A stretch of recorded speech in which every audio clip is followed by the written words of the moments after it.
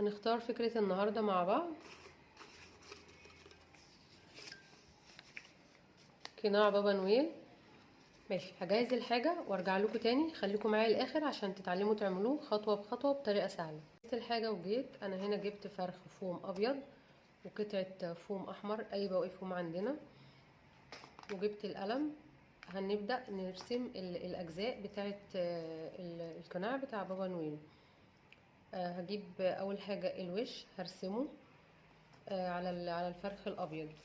انا هنا رسماه وهسيب لكم الصورة في الفيديو علشان اللي عايز يطبعها ويصورها ويشتغل عليها. وهبدأ ارسم الاجزاء التانية. اجيب مثلا ورقة كده،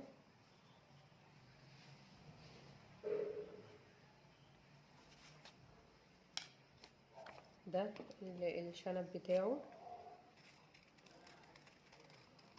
وهقصه.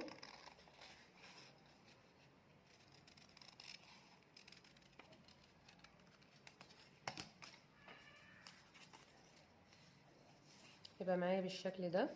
برضو هعمله على الفوم. ومعايا البورنيطة بتاعته، نعمل كده.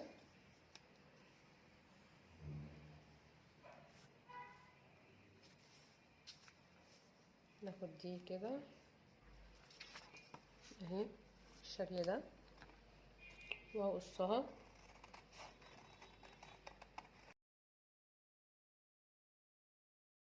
معايا برضو ده الجزء بتاع البورنيطة بتاعته، وهبدأ اقص، اخد الجزء ده وارسمه على الفوم واقصه.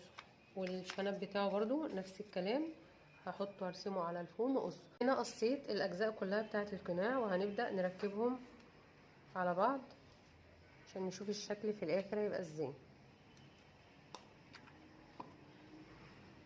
ده الشنب اهو، نلزقه كده.